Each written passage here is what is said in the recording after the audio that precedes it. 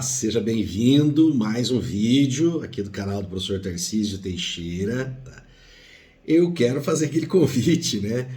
Olha, se você gostar do vídeo, deixa o like, tá? Compartilhe esse vídeo, se inscreva no canal. Se você conhece pessoas, né, que estão atuando aí no agronegócio, né?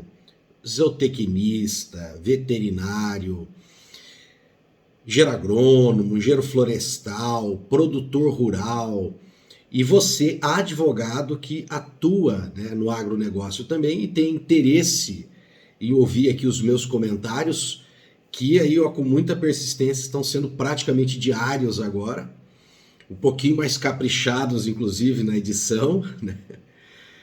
Eu peço que você divulgue aqui esse conteúdo. Repetindo o que eu tenho falado muitas vezes. Nós temos ótimos canais de entretenimento, de comentários de economia, de política, de investimentos, tá? E temos canais, inclusive, de como fazer canais, né? Mas nós precisamos também de canais de conteúdos técnicos específicos, que é o objetivo do meu aqui, beleza? E qual é o tema de hoje? É o seguinte, eu vou falar para vocês sobre o ABC. O que é isso, Tarcísio? Agricultura de baixo carbono. Só que, para falar da agricultura de baixo carbono, nós temos que falar também, né, do que, antes, né, do que leva à necessidade do desenvolvimento de uma agricultura de baixo carbono. Então nós vamos falar daquilo que vocês estão aí há décadas ouvindo já. Tem muita polêmica, inclusive, né? Pessoas que se colocam aí já no lado político desse debate. E o problema é que no lado político as pessoas vão para as paixões, né? Você sabe que as pessoas quando decidem um voto, isso infelizmente, vão mais pela paixão, pela emoção, e quando aquele político representa o que ele acha que é correto. Então quando o político representa, né, a moral que ele acha correto, a economia que ele acha correto, né, as relações exteriores que ele acha correto, então ele acha que aquele político é o certo para dirigir o seu município, o seu estado, o seu país. Bom, infelizmente isso não é bom, porque o que a gente acha nem sempre é o melhor. Mas eles pegam essa discussão também do efeito estufa e levam aí para esse campo de batalha emocional, que é o campo político, e esquecem dos aspectos técnicos. E, infelizmente, aí acabam tomando muitas decisões erradas por causa disso, tá bom? E nós vamos tentar explorar aqui o conhecimento técnico-científico, tá bom? Então vamos lá.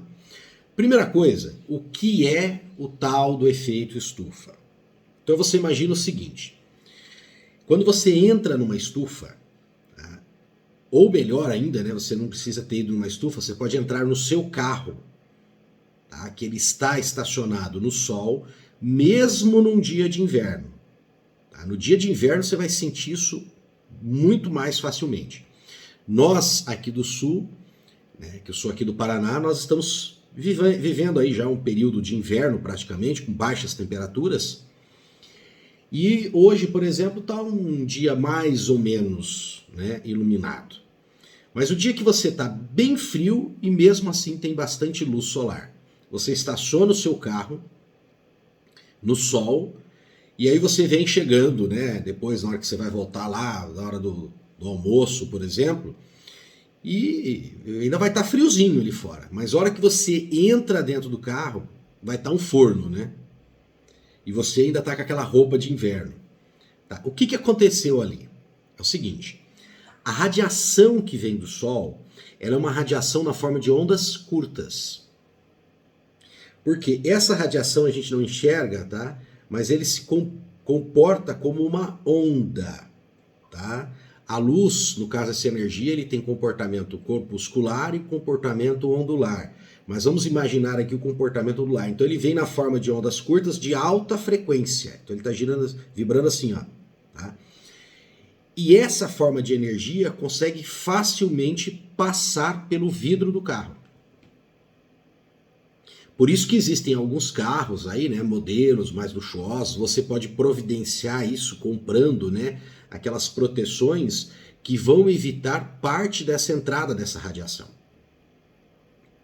Então ele vai incidir, né, vai passar pelo vidro, vai incidir no banco do carro, no console do carro, e aí ele volta na forma de ondas longas e de uma frequência menor. Boa parte dessas ondas longas aí, elas são o calor sensível.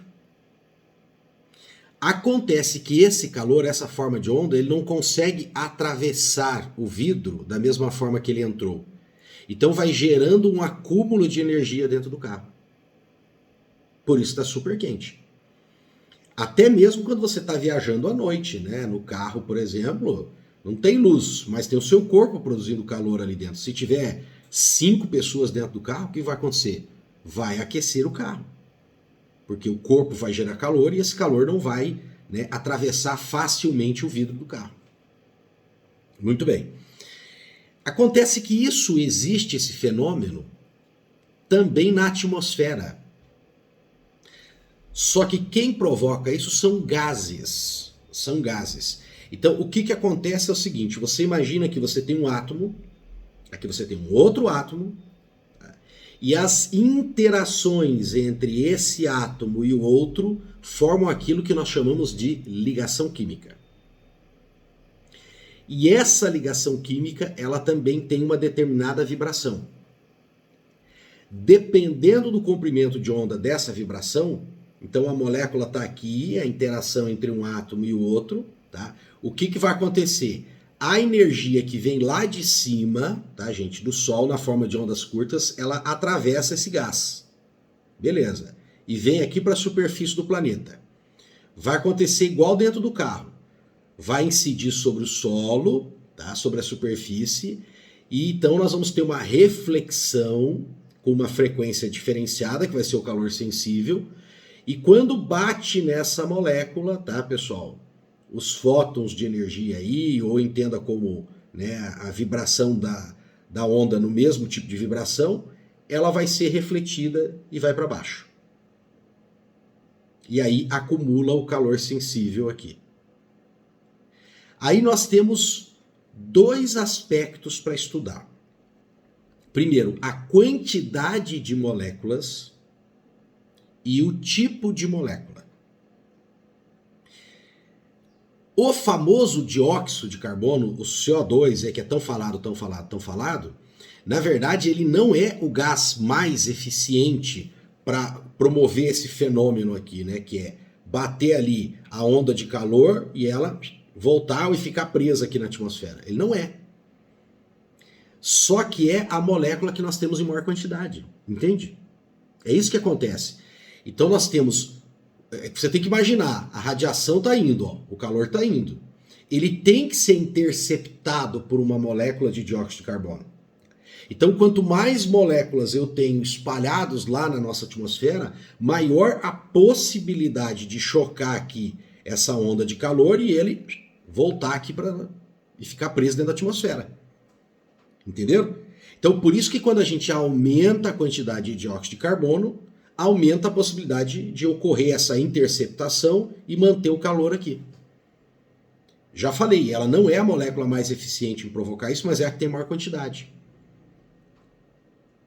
E aí nós vamos para uma outra molécula, que ela não vai ter em tão grande quantidade, mas ela é 21 vezes mais capaz de interceptar a onda de calor do que o dióxido de carbono, que é o metano. O CH4.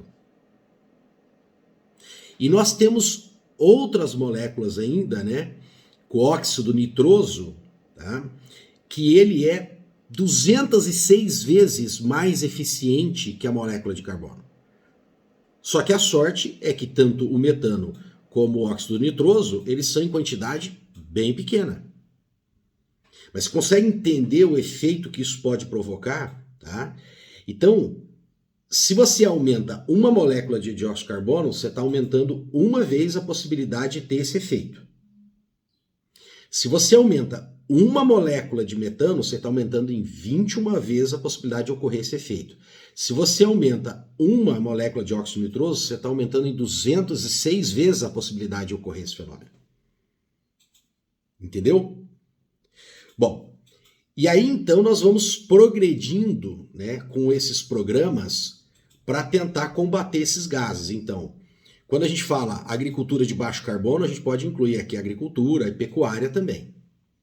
No caso do dióxido de carbono, tá, nós tivemos aí várias medidas tomadas, né, no Estado brasileiro, né, e pelos diferentes governos que foram passando, através do Ministério do Meio Ambiente, Ministério da Agricultura, e aí conforme vai tendo também essas mudanças estruturais para a gestão de cada chefe do executivo, de cada presidente. Mas esses programas eles foram sendo mantidos. E a agricultura de baixo carbono, num estágio inicial, visou combater principalmente a emissão de dióxido de carbono na agricultura. Então, por exemplo, né, combater o desmatamento é uma forma de você evitar isso. A recuperação dos solos. Quando você faz, por exemplo, plantio direto, você está aumentando a quantidade de matéria orgânica que fica no solo. Porque, entenda assim, ó, nós chegamos aqui, nós temos uma floresta. Então você imagina numa área de floresta de um município ou de um estado inteiro que foi desmatado para a agricultura e para a pecuária. Então você imagina ali milhões de toneladas de carbono que estão neutralizados porque estão na forma de folha, de árvore, de ramos, mas também na forma de matéria orgânica que está ali em decomposição, ciclando aonde? Já no solo. A decomposição, né, dentro de uma floresta está liberando dióxido de carbono, mas essa floresta também está absorvendo num equilíbrio. Então a gente vai lá e desmata. Então tudo aquilo que você viu, né, folha, ramos, troncos, animais, tudo aquilo vai entrar em decomposição e nós vamos jogar na atmosfera. Nesse caso, é muito difícil evitar isso, por quê? Porque nós precisamos produzir alimentos. Porém, existe toda essa quantidade de matéria orgânica que pode ser preservada no solo. Acontece que com uma agricultura não sustentável, a gente foi diminuindo gradativamente a concentração de matéria orgânica no solo. Ou seja, a gente foi pegando todo aquele humus que está no solo, a gente foi queimando também aquilo, né? Foi deixando entrar em decomposição e não foi reciclando. E aí tem como fazer uma agricultura que é capaz de absorver isso, integrar esse humus ao solo. O plantio direto é uma dessas formas. Existem outras formas também. Tá? Por exemplo, quando você faz a integração da lavoura, da pecuária e da floresta. Por quê? Você vai intensificar a produção, por exemplo, dessa pastagem. Então ela vai acumular naquela massa verde. É lógico que é algo provisório, porque vai estar entrando em decomposição, os animais vão estar comendo, mas você está deixando o solo mais adequado, né? Adequado para reter essa matéria orgânica na forma de humus, e as árvores, que vão estar, num primeiro momento, sequestrando esse carbono e transformando ali em celulose e lignina, que pode ser incorporado em casas, pode ser incorporado em móveis, então a gente já neutralizou por um período muito maior, e mesmo que seja utilizado para queima, para geração de calor, aquele carbono ali a gente de uma forma neutralizou, porque ele está queimando numa ponta, a planta nova está crescendo, o novo eucalipto ali está crescendo e absorvendo esse carbono. É o mesmo raciocínio do biocombustível. O carro vai andar, vai queimar, vai jogar, mas a cana está lá absorvendo esse carbono de novo. Então você consegue manter o que ele praticamente neutro, entende? Bom, numa segunda etapa, então vai-se para combater o metano. O que é o metano? O metano é resultado de decomposição, de fermentação, que é o que a gente chama de decomposição anaeróbica. Então, os micro-organismos, bactérias, fungos, né, eles podem realizar a decomposição em ambiente com oxigênio, que seria uma decomposição aeróbica, e pode realizar essa decomposição em ambiente anaeróbico. E aí intensifica a produção do metano. E aí existem várias fontes, né? Por exemplo, o arroz por inundação. Aquela água, aquele espelho de água paradinho ali, gera um ambiente anaeróbico. Consequentemente, vai aumentar a produção de metano. Biodigestor, mas biodigestor você acaba utilizando o metano para queimar e, consequentemente, gerar energia. Tá, o que acontece com esse metano? Ele vai ser transformado em dióxido de carbono. Continua gerando estufa, mas você está pegando uma molécula 21 vezes mais potente em gerar efeito estufa e transforma ela em uma molécula com um potencial de gerar efeito estufa. Mas o grande foco no Brasil nessa discussão aí da geração de metano é a pecuária. Por quê? Nós trabalhamos com ruminantes. O que é o ruminante, né? O ruminante é o ato daquele animal ficar remoendo o animal aqui. Mas isso é um trabalho mecânico. O principal trabalho digestivo, na verdade, está ocorrendo aonde? No interior do trato digestivo desse animal. E não é nem ele que faz. São micro-organismos que existem, né, nesse compartimento do estômago dele, que vão gerar, então, a decomposição dessa celulose e, evidentemente, que isso vai ser num ambiente anaeróbico e vai gerar grande quantidade de metano que esse animal vai liberar para a atmosfera. E aí nós temos formas de evitar isso. Então, por exemplo, há tratamento, né, com aditivos, tá, que controla a população bacteriana. Há também formas, né, de tratamento com milho, por exemplo, com ração, que você faz um tratamento mais intensivo, lógico que é uma pecuária de alto custo, que você muda o padrão de gestão do animal. Você pode melhorar a genética do animal, consequentemente esse animal vai ter um ciclo de vida mais curto. Se ele tem um ciclo de vida mais curto, óbvio, ele vai estar produzindo menos metano.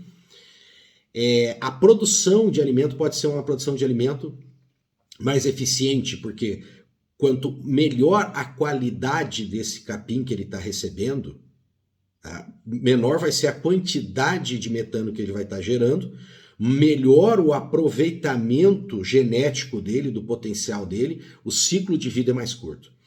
Então, tem sim formas de se reduzir e muito a produção de metano no Brasil, e não necessariamente a gente diminuir a produção de carne. Ao contrário, a gente pode até produzir uma carne melhor.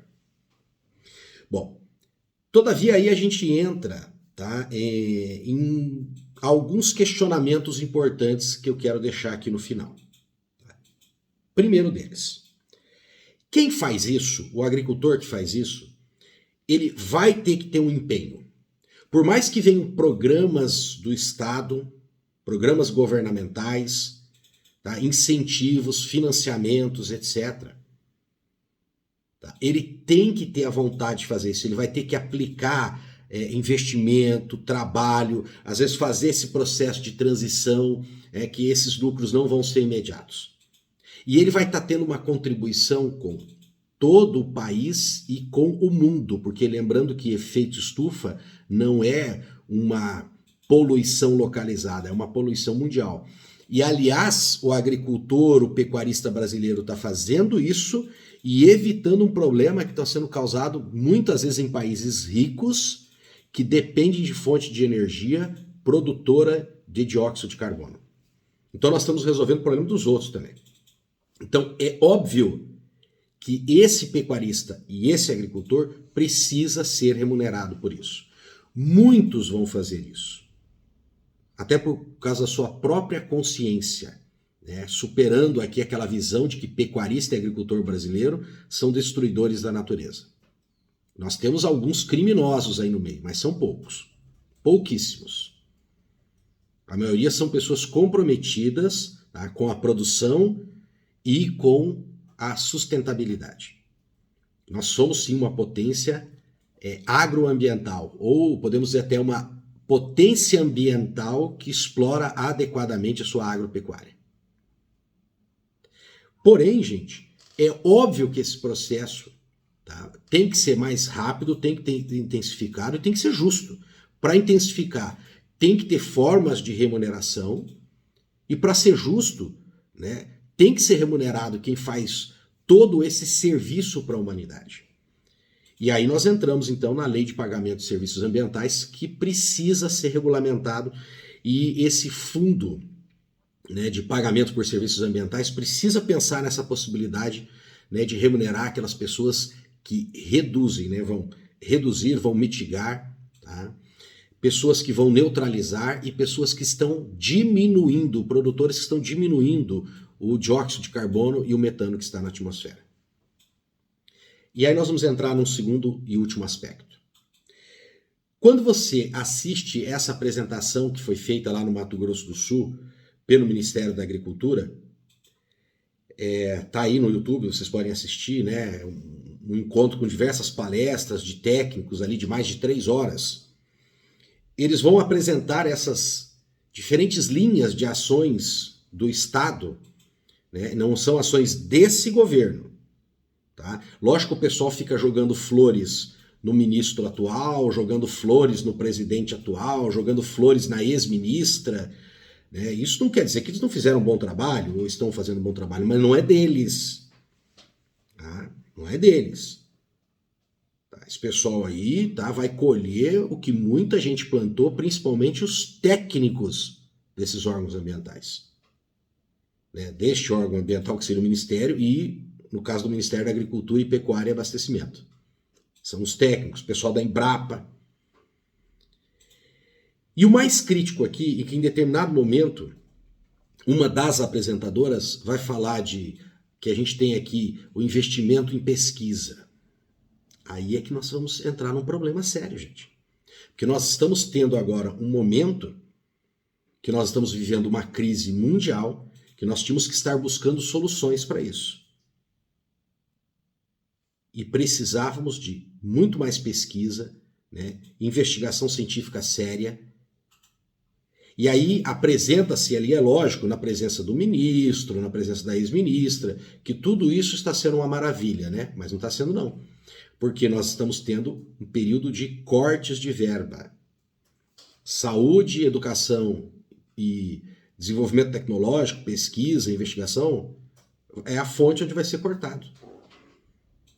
E depois ainda agora vieram com aquela argumentação, né, que a promessa de 5% de aumento para o servidor público, e aí fala assim, bom, como tem que aumentar o servidor público, então nós vamos ter que cortar da saúde, da educação e da pesquisa. Como se a culpa fosse do servidor público, né? Então, sim, nós temos aí um futuro muito promissor, tá? Mas não vai ser assim que o país vai avançar. Tá? Nós temos outros lugares que nós poderíamos cortar, né? Por exemplo, toda essa verba que está sendo destinada aí, o orçamento secreto, essas emendas, né, que você não tem uma fiscalização para onde vai esse dinheiro. Imagine se uma boa parte desse dinheiro fosse investido.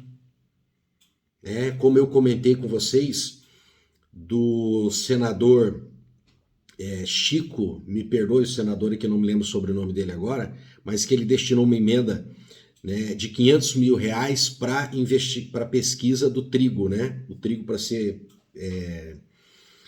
cultivado no norte do país. Então, imagine se todo esse pessoal tivesse pegando parte desse dinheiro e colocando nessas instituições, né, e nas universidades. Então fica aqui, tá, gente, mais esse vídeo. Nós temos que nos preocupar, sim, tá? Não que não seja importante as emendas para as creches, para os postos de saúde, para arrumar asfalto, é importante. Mas muitos políticos, deputados federais e senadores fazem isso só com uma perspectiva eleitoreira. Ele não está pensando no país, tá, a médio e longo prazo. Ele está pensando no impacto que vai dar a chegada do dinheiro dele e aí quantos votos ele vai ganhar com isso. Às vezes você vai ter o asfalto arrumado, excelente. Tá? Mas será que não existiam outras fontes para chegar a esse recurso? Será que a gente não tinha que pensar em redistribuir melhor esse dinheiro? Porque o dinheiro em pesquisa abre portas, tá, para melhores salários, abre portas para desenvolvermos novos produtos, termos o nosso produto agropecuário mais valorizado, consequentemente, agricultores e pecuaristas mais bem remunerados e podendo contratar mais gente. Nós temos que pensar nisso, viu? Eu espero que você tenha gostado desse vídeo. E eu peço para você, nós estamos numa cruzada aqui, tá, gente, de melhorar o nível do país. Nós podemos melhorar os nossos gestores se nós melhorarmos também como brasileiros. E eu espero estar fazendo aqui uma pequena, ínfima contribuição. E eu preciso da sua ajuda. Então eu peço, compartilhe e se inscreva. Um abraço.